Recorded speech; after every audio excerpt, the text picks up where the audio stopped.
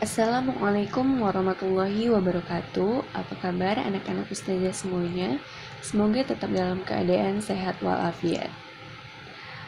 Kembali lagi dengan mata pelajaran IPS kelas 9 bersama saya Ustazah Restu. Hari ini kita akan membahas tentang kerjasama internasional di berbagai bidang. Kerjasama internasional merupakan suatu usaha yang dilakukan oleh dua negara atau lebih untuk mencapai tujuan tertentu. Setiap negara memiliki kelebihan, kekurangan, dan kepentingan yang berbeda, sehingga hubungan internasional di dunia sangat dibutuhkan. Contohnya Organisasi Perserikatan Bangsa-Bangsa atau PBB sebagai salah satu organisasi yang dibentuk untuk memfasilitasi interaksi antar wilayah agar terciptanya perdamaian dan kesejahteraan hidup sebagai tujuan setiap manusia dan negara di dunia. Dalam interaksi antar dunia diperlukan dasar sikap saling menghormati dan saling menguntungkan. Interaksi tersebut berpengaruh di bidang ekonomi, sosial, budaya, politik, dan pendidikan untuk memenuhi segala kebutuhan dan eksistensi keberadaan suatu wilayah dalam tata pergaulan internasional. Kerjasama di bidang ekonomi. Perkembangan zaman yang terus mengalami kemajuan menyebabkan tingginya intensitas hubungan internasional bidang ekonomi untuk mengatasi berbagai kesulitan guna mencapai tujuan antar pihak tertentu yang bersifat saling menguntungkan. Kerjasama tersebut dilakukan melalui lembaga atau organisasi internasional dengan tujuan untuk memperlancar kerjasama yang dijalin serta dapat menampung aspirasi dan keinginan negara-negara anggotanya. Bentuk kerjasama ekonomi yang dilakukan antar negara dapat digolongkan atas dasar-dasar berikut. Yang pertama ada berdasarkan letak geografis. Kerjasama ekonomi internasional berdasarkan letak geografis dapat digolongkan sebagai berikut. 1. Kerjasama ekonomi regional, yaitu kerjasama ekonomi antar negara-negara dalam satu kawasan atau wilayah. Misalnya, hubungan perdagangan ekspor dan impor antar negara tetangga, seperti perdagangan antar negara-negara Asia Tenggara melalui ASEAN. 2. Kerjasama ekonomi interregional, yaitu kerjasama ekonomi antar kawasan satu dengan kawasan lain. Misalnya, kerjasama ekonomi kawasan Asia, yaitu ASEAN dengan kawasan Eropa dan masyarakat ekonomi Eropa. Dan yang ketiga ada kerjasama ekonomi internasional, yaitu kerjasama ekonomi yang dilakukan mencakup beberapa wilayah negara-negara di dunia. Contohnya, Consultative Group on Indonesia atau CGI yang dibentuk oleh Bank Dunia dan WTO yang dibentuk oleh PBB. Selanjutnya, berdasarkan jumlah negara yang terlibat. Terdapat dua macam bentuk kerjasama berdasarkan jumlah negara yang terlibat, yaitu 1. Kerjasama ekonomi bilateral, yaitu kerjasama ekonomi antar dua negara, misalnya kerjasama ekonomi Indonesia dan Jepang. Yang kedua, kerjasama ekonomi multilateral, yaitu kerjasama ekonomi yang dilakukan oleh lebih dari dua negara. Adapun tujuan kerjasama ekonomi yaitu 1. Meningkatkan perekonomian antar negara. Adanya kerjasama ekonomi yang dilakukan oleh negara-negara di dunia memungkinkan terjadinya aliran investasi usaha sehingga dapat mendorong perekonomian negara yang bersangkutan. 2. Meningkatkan taraf hidup.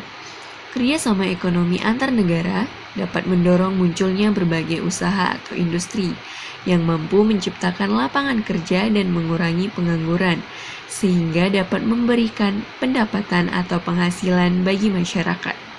3. Saling mengisi kekurangan dan kebutuhan di bidang ekonomi.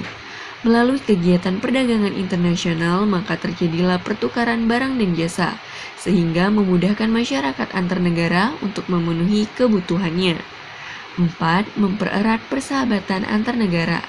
Kerjasama ekonomi dapat menjalin dan mempererat persahabatan antar negara, sehingga dapat mengurangi terjadinya konflik antar negara. 5.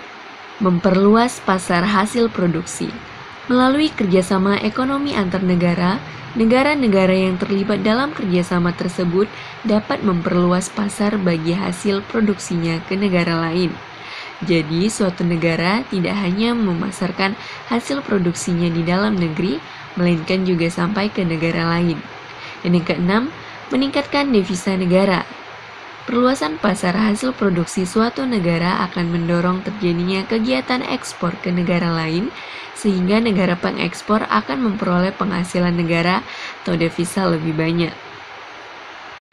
Adapun kerjasama ekonomi antar negara meliputi bidang perdagangan ekspor impor barang, penyelenggaraan dan penerimaan jasa ekspor impor jasa, pinjam meminjam modal, serta penerimaan dan pembayaran devisa.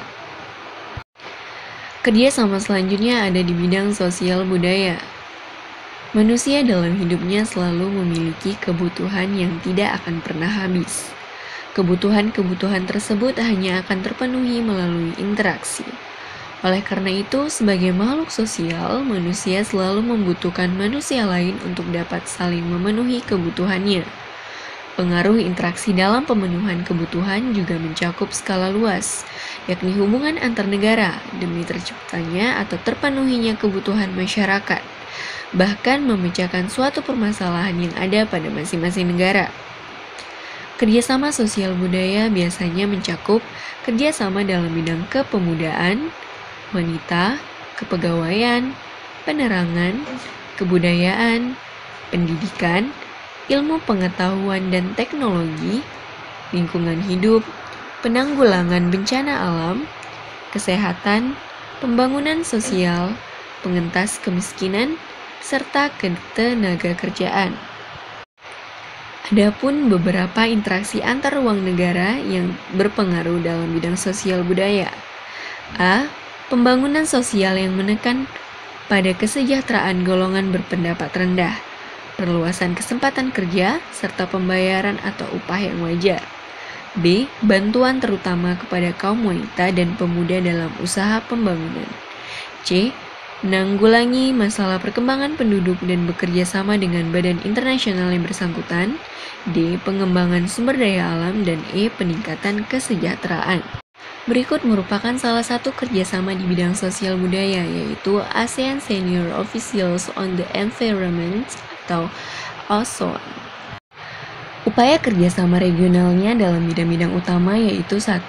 Kelompok kerja ASEAN untuk perubahan iklim, 2. Konservasi alam dan keanekaragaman hayati, 3. Pesisir dan laut, 4. Pendidikan lingkungan, 5. Kota berkelanjutan lingkungan, 6. Manajemen sumber daya air, dan 7. Kelompok kerja ASEAN tentang kimia dan limbah. Kerjasama berikutnya ada kerjasama di bidang politik. Kerjasama dalam bidang politik dilakukan untuk menjaga keamanan demi kelangsungan pembangunan bangsa. Kerjasama dalam bidang politik dapat dilakukan secara bilateral, regional, maupun internasional. Berikut salah satu contoh kerjasama di bidang politik yang dilakukan oleh Indonesia dengan Korea Selatan, di mana Menteri Pertahanan Korea Selatan Song Yun-mo berkunjung ke Indonesia sebagai bagian dari tur Asia Tenggaranya. Perjalanan Song ke Indonesia, di mana dia bertemu dengan pejabat tinggi Indonesia dan membahas berbagai masalah keamanan, menawarkan informasi tentang apa yang diharapkan untuk hubungan pertahanan keamanan antara Indonesia dan Korea Selatan, karena kedua negara nampak meningkatkan kerjasama sebagai bagian dari kemitraan strategis khusus yang disepakati beberapa tahun yang lalu. Kerjasama yang terakhir ada di bidang pendidikan. Pendidikan merupakan salah satu hal yang paling berpengaruh terhadap kemajuan suatu negara. Oleh karena itu, kerjasama di bidang pendidikan sangat diperlukan oleh Indonesia sebagai negara berkembang yang masih terus membutuhkan bantuan dalam perbaikan sistem pendidikan untuk menciptakan generasi penerus yang profesional. Pengaruh kerjasama internasional di bidang pendidikan biasanya berupa pertukaran pelajar, beasiswa, pertukaran guru, hingga bantuan dana atau hibah. Kerjasama internasional Indonesia dan Amerika Serikat. Kerjasama ini telah dilakukan sejak tahun 1952. Bentuk dari kerjasama internasional ini adalah masuknya program beasiswa Fulbright yang memberi beasiswa pada insan-insan pendidikan Indonesia untuk mengecap pendidikan yang lebih tinggi di universitas-universitas Amerika Serikat. Selain itu, program beasiswa Fulbright dilaksanakan oleh Lembaga Amerika Indonesia Exchange Foundation yang juga memiliki program kerjasama internasional khusus untuk orang-orang Papua terkait dengan berdirinya Freeport di Provinsi Timur Indonesia tersebut.